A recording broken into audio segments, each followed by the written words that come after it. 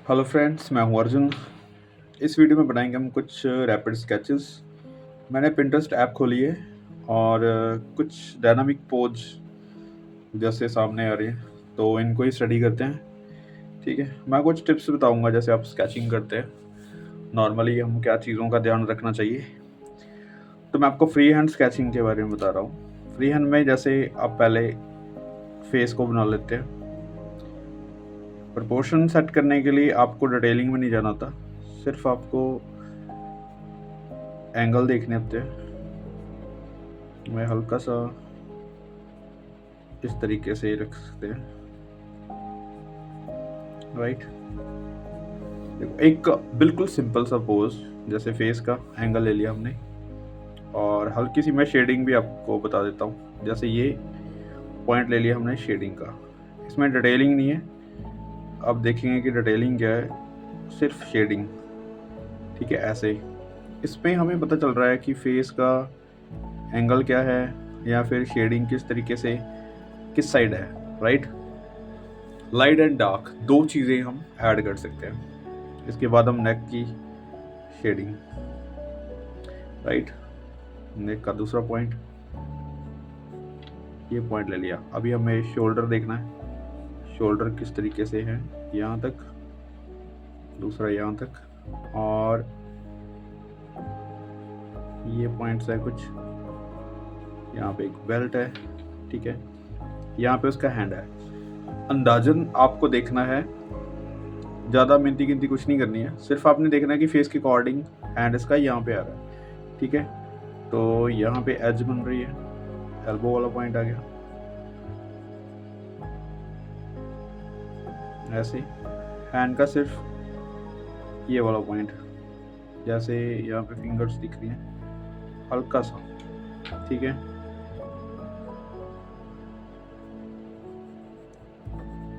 ये वाला एल्बो वाला पॉइंट आ गया।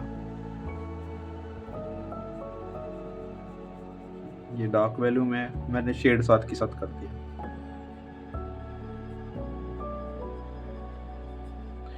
क्योंकि ये जब तक हमने स्ट्रेट लाइन में किया था, अभी मैं आपको थोड़ा सा कर्व बता रहा हूँ साथ के साथ, क्योंकि स्ट्रेट लाइन में आप सिर्फ एक बेसिक पॉइंट सीखते हैं। यहाँ पे मैं थोड़ा सा आपको एडवांस का लेवल बता रहा हूँ, लेकिन है ये रैपिड स्केचिंग। जैसे आप स्केचिंग करते हैं, थोड़ा सा मैंने तरीका बदला है। जैसे आप काम कर रहे हैं बिल्कुल लाइनिंग में, हल्की हल्की लाइनिंग में, उसके बाद का ये टाइम आता है कि हल्की सी हम शेड भी उसमें कर सकते हैं।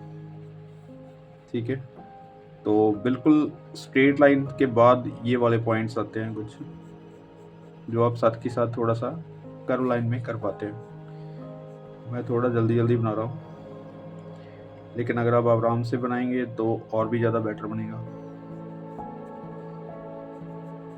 ये सेशन काफ़ी लंबा चला जाता है जब भी हम डिटेलिंग वाला काम ऐसे करते हैं, तो आप देख भी नहीं पाएंगे, थोड़ा बोरिंग हो जाता है।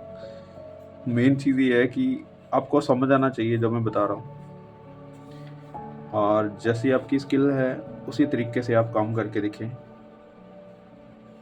देखो, अभी यहाँ पे कुछ इसने पकड़ा हुआ है इस तरीके से, और इसके बैलेंस के लिए ये देखो यहाँ तक लगभग इसके पैर आ रहे हैं। ठीक है, हल्का सा यहाँ पे ये वाला पॉइंट आ गया, फिर कुछ सर्कल टाइप है कुछ, उसके बाद यहाँ तक इसके जो भी इसने पहना हुआ है वो पॉइंट आ जाता है। तब क्या आपके पास सिंपल एक फॉर्म आ गई है फिगर की।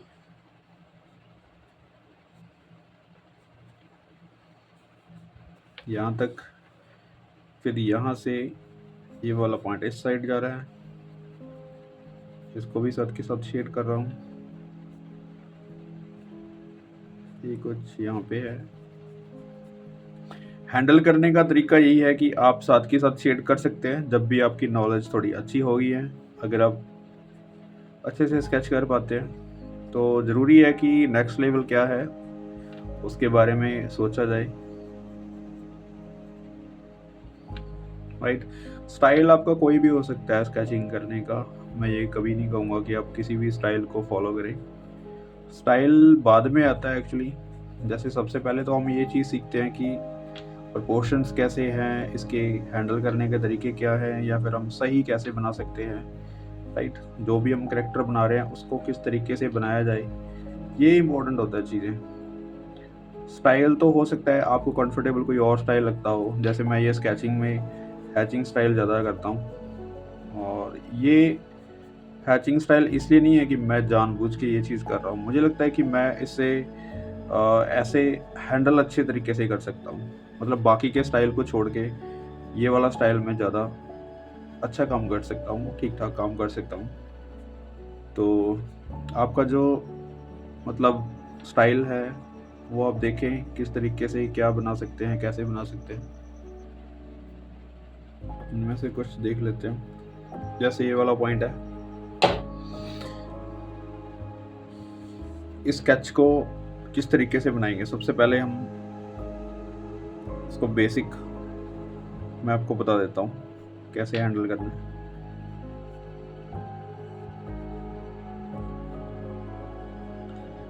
सिंपल, जैसे कोई भी फेस है उसको फेस को एक एंगल डिसाइड कर लो कि ये वाला एंगल है, ठीक है।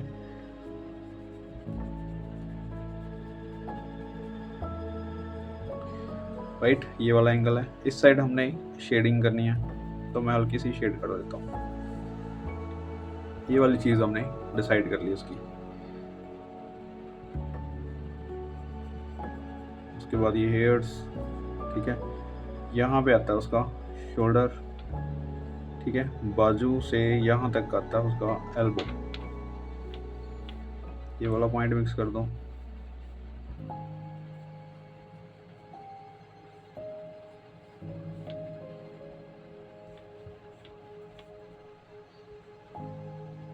राइट, फिर इस चीज़ को ले लो यहाँ तक, ठीक है। इसका टॉर्सो जो है इस साइड से इस टाइप जा रहा है,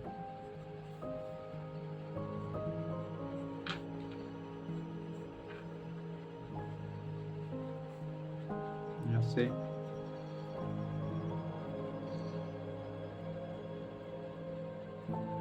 ये वाला पॉइंट हो गया। इस तरीके से शैडो,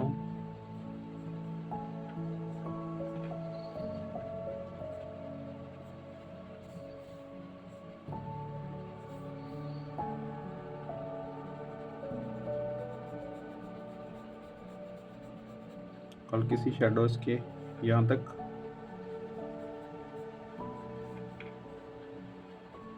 राइट। उसके बाद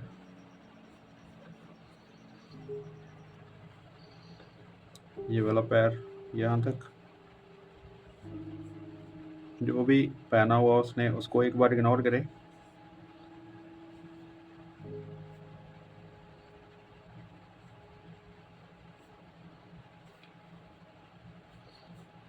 इस तरीके से पहले फॉर्म बनाए उसकी, राइट।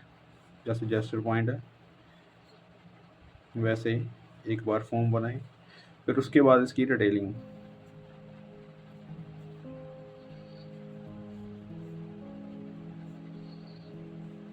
यहाँ तक, यहाँ तक, ठीक है।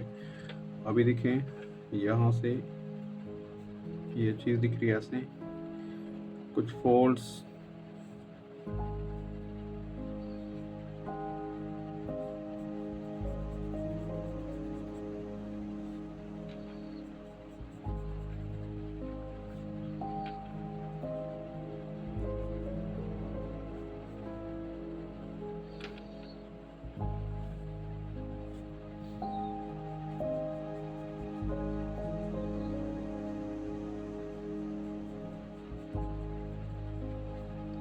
ये वाली शेडिंग हल्की सी मैं शेड कर देता हूँ, विजिबल भी हो जाती है इससे, और चीज़ें थोड़ी आसान लगने लगती हैं देख के। और ये अप लेवल भी हमारा हो जाता है थोड़ा सा, क्योंकि जब भी हम काम करते हैं शेडिंग नहीं करते। मैं आपको आज इसलिए थोड़ी सी शेडिंग बता रहा हूँ कि हम चीज़ों को धीरे धीरे ऐड करना है। एक बार में कोई भी चीज़ आप नहीं सीख पाते। पहले आपको फिगर बनानी आनी चाहिए, बेसिक्स आने चाहिए, उसके बाद शेडिंग हो जाती है। क्योंकि शेडिंग में आपको 2-3 चीज़ें सोचनी होती है सिर्फ, एंगल्स शेडिंग का और कितनी वैल्यू पे आ रही है, या फिर आप 2 शेड में 3 शेड में कर सकते हैं। तो ये ज़रूरी नहीं है। सबसे पहले ज़रूरी है आपको प्रोपोर्शन सीखना, डिटेलिंग के बिना काम करना कि कितना सही बना पाते हैं। जैसे अभी ज़रूरी नहीं है कि शूज़ वैसे ही शेडिंग लगाना, उसकी डिटेलिंग करना, सिर्फ इसको इस तरीके से दिखा सकते हैं।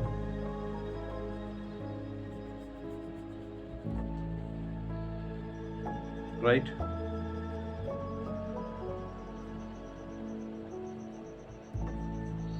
ये हो गया दूसरा शूज़।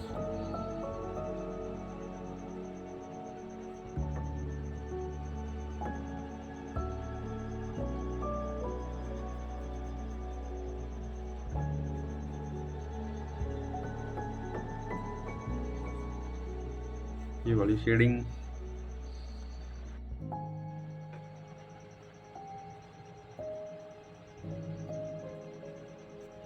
लाइनिंग, और मैं हल्का सा डार्क कर देता हूँ इसको।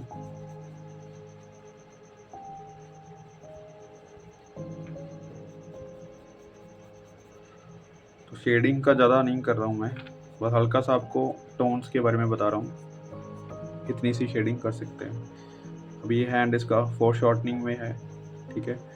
दूसरा इस एंगल पे आ रहा है ऐसे, राइट।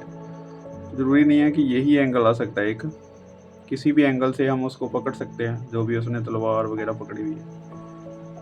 तो चेंज हो सकता है पोज, क्योंकि ये डिफरेंट भी हो सकता है, या ये बाजू सीधी भी हो सकती है, ऐसे भी हो सकती है, ऐसे फोर शॉर्टनिंग हो सकती है। अभी यहाँ पे एल्बो और यहाँ पे रखी गई है, ये पूरा जो है फोर शॉर्टनिंग में है, इस तरीके से, राइट।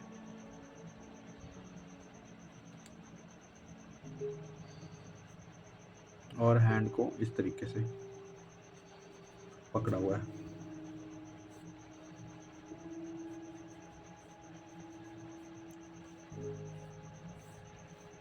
पीछे से कोई भी तलवार किसी भी तरीके से हो सकती है। ये देखो बिल्कुल सिंपल तरीके से बना पा रहे हैं हम।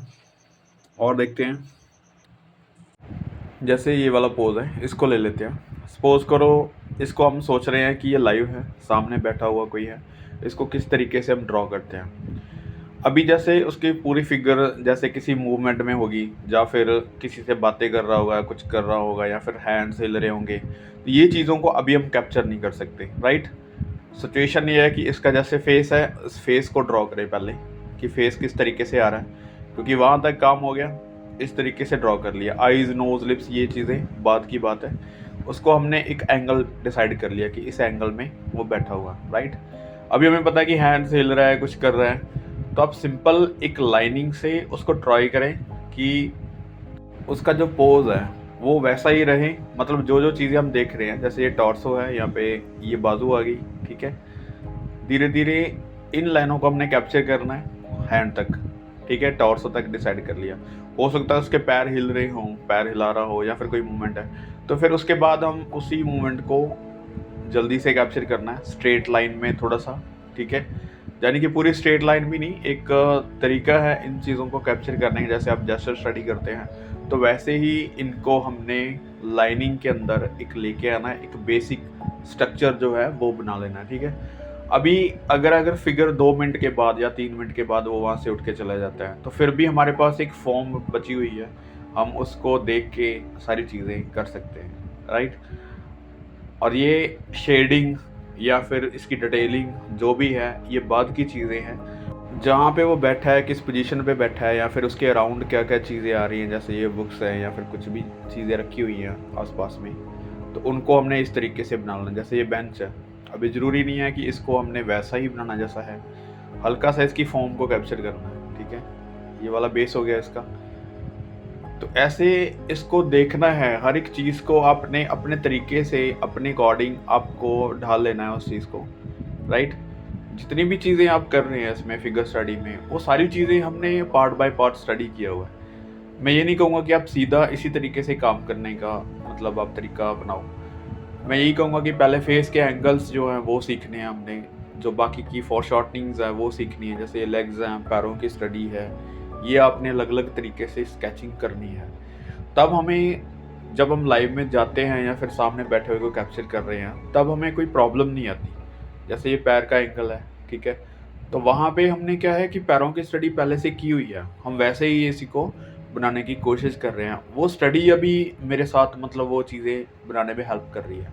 अगर मैं सीधा जाके लाइव करूँगा, जैसे बहुत सारे फ्रेंड्स करते भी हैं ऐसे कि वो स्टडी कम करते हैं लेकिन वो लाइव करने की कोशिश करते हैं पहले ही, तो फर्स्ट चैप्टर जो है वो लाइव का नहीं आता। मुझे नहीं लगता कि लाइव स्टार्टिंग में ही आपको करना चाहिए, क्योंकि ये चीज़ें अभी तक आपको पता नहीं है, अभी तक आपको पूरी फुल बॉडी का पता नहीं है कि कैसे उसको सिटिंग पोज में रखना है या फिर चलते हुए बनाना है। मतलब इतनी जल्दी आपको कैप्चर करने का तरीका नहीं आता। ये मेरा एक्सपीरियंस है, जैसे मैंने सीखा है, तो मुझे भी बहुत सारी चीज़ें अभी इतनी जल्दी नहीं आई थी।